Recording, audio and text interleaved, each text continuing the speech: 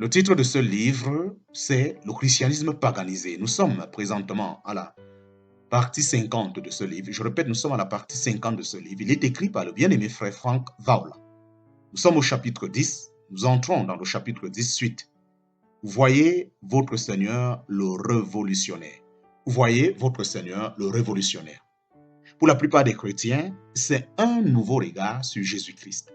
Par conséquent, exposer l'erreur de l'Église moderne, de sorte que le corps du Christ puisse accomplir l'intention finale de Dieu, est simplement une expression de la nature révolutionnaire de notre Seigneur. Le but dominant de cette nature est de la mettre, vous et moi, au centre du cœur de Dieu. Pour mettre vous et moi dans le noyau de son but éternel, le but pour lequel il a tout créé. Ce qui nécessite alors une révolution dans la foi chrétienne. Les mouvements de nouveau ne la feront pas, Les mouvements de nouveau ne la feront pas. Les réveils ne la porteront pas. Tous les deux ont été abondants pendant les 50 dernières années. En parenthèse, je pourrais ajouter qu'ils sont remballés tous les 5 ans. Les mouvements de renouveau et les réveils n'ont jamais été assez efficaces pour casser l'immense inertie de la tradition religieuse. Remplacer et inventer de nouvelles formes pour l'Église est comme de changer les vêtements sur un mannequin. Faire ainsi ne lui donnerait jamais la vie, peu importe à quel point la tenue est à l'avant-garde. Non, la hache doit atteindre à la racine du problème et une révolution mise à feu. Ce qui est nécessaire est un bouleversement complet de nos pratiques chrétiennes courantes. Toutes les traditions qui ne trouvent aucun support dans les Écritures doivent être abandonnées pour toujours. Nous devons recommencer à partir de zéro. Toute autre chose se trouvera inutile. Si vous êtes un disciple du révolutionnaire de Nazareth, le Messie radical qui porte la hache à la racine, vous évoquerez tôt ou tard une question spécifique. C'est la même question qui a été demandée aux disciples de notre Seigneur tandis qu'il marchait sur terre. Cette question est: pourquoi vos disciples enfreignent-ils la tradition des anciens?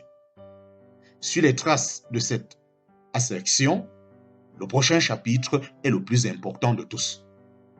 Un radical vrai doit être un homme des racines.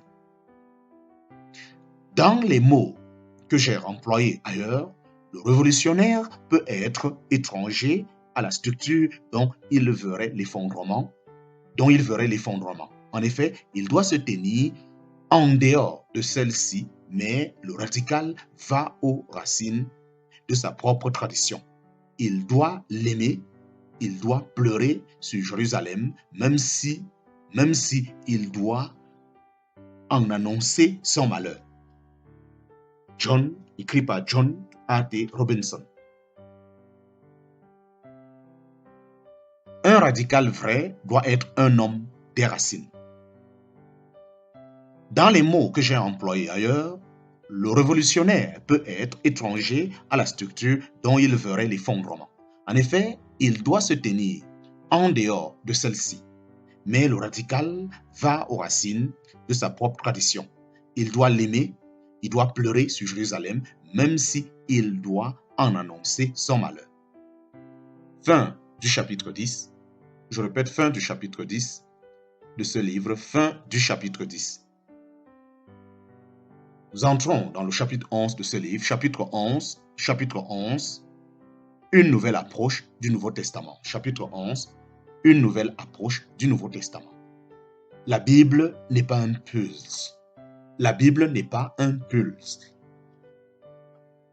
En considérant le sujet du ministère dans le Nouveau Testament, il est essentiel de se rappeler l'ordre dans lequel les livres du Nouveau Testament ont été écrits.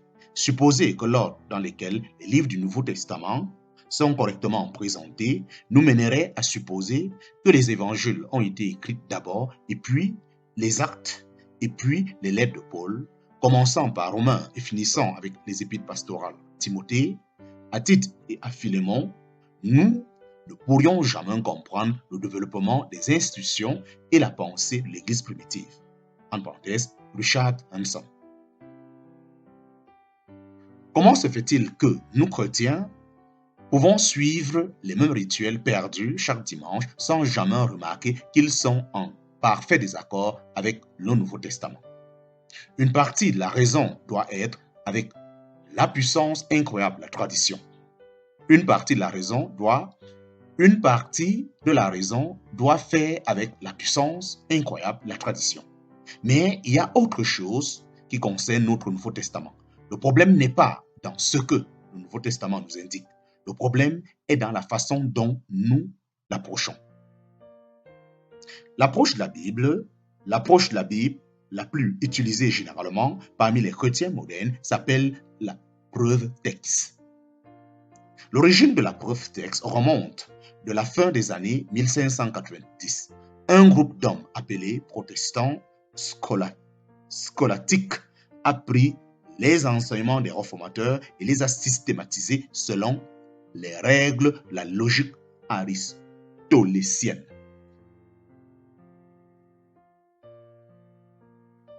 La scolastique protestante soutenait que non seulement les Écritures sont la parole de Dieu, mais que chaque partie est la parole de Dieu d'elle-même et en elle-même, sans égard pour le contexte. Ce qui ouvre la porte à l'idée que si nous relevons un verset de la Bible, il demeure vrai intrinsèquement et peut être employé pour prouver une doctrine ou une pratique. Quand John Nelson Darby émergea dans le milieu des années 1800, il était une théologie basée sur cette approche. Darby a élevé la preuve texte à une forme d'art. En fait, c'est Darby qui a donné aux chrétiens fondamentalistes et évangéliques la plus grande part de leur enseignement actuellement admis. Tous sont construits sur la méthode preuve texte. Cette méthode preuve texte est devenue la manière dont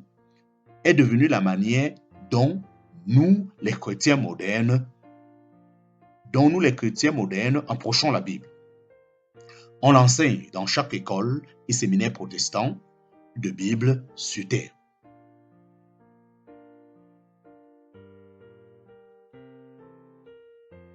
En conséquence, nous les chrétiens, rarement, si jamais, obtenons de voir le Nouveau Testament dans l'ensemble. Plutôt, on nous sert un plat de pensée réduite en fragments, réunis au moyen de logique humaine dégénérée. Le fruit de cette approche est que nous avons dérivé loin de la pratique de l'Église du Nouveau Testament. Pourtant, nous croyons toujours que nous sommes bibliques. Permettez-moi d'illustrer le problème avec une histoire factice. Rencontrer Marvin Sunley. Marvin Sunley est un conseiller matrimonial renommé dans le monde. En 20 ans de carrière en tant que conseiller matrimonial, Marvin a conseillé des milliers de mariages préoccupants. Il a une présence sur l'Internet. Des centaines de couples écrivent chaque jour des lettres à Marvin au sujet de leur histoire matrimoniale en sanglots. Les lettres viennent de partout autour du globe et Marvin répond à toutes. 100 ans passant, et Marvin Sunday se repose paisiblement dans sa tombe. Il a un petit-fils appelé Fierland Melich. Fierland décide de récupérer les lettres perdues de son arrière-grand-père, Marvin Sunday. Mais Fierland peut seulement trouver 13 des lettres de Marvin. Des milliers de lettres que Marvin a écrites dans sa vie, seulement 13 ont survécu. 9 d'entre elles ont été écrites au couple en crise matrimoniale. 4 d'entre elles ont été écrites à différentes conjoints. Toutes ces lettres ont été écrites dans l'esprit de 20 ans, de 1980 à 2000. Firlind Marlich planifie de compiler ces lettres dans un volume. Mais il y a quelque chose d'intéressant au sujet de la manière dont Marvin a écrit ces lettres qui rend la tâche de Firlin quelque peu difficile. D'abord, Marvin avait une habitude énuante de ne jamais dater ses lettres. Aucun jour, mois ou année n'apparaissent sur aucune des 13 lettres. En second lieu, les lettres ne dépeignent seulement qu'une demi-portion de la conversation. Les lettres initiales écrites à Marvin ayant provoqué ces réponses n'existent plus. En conséquence, la seule manière de comprendre le contexte des lettres de Marvin est en reconstruisant la situation matrimoniale de la réponse de Marvin.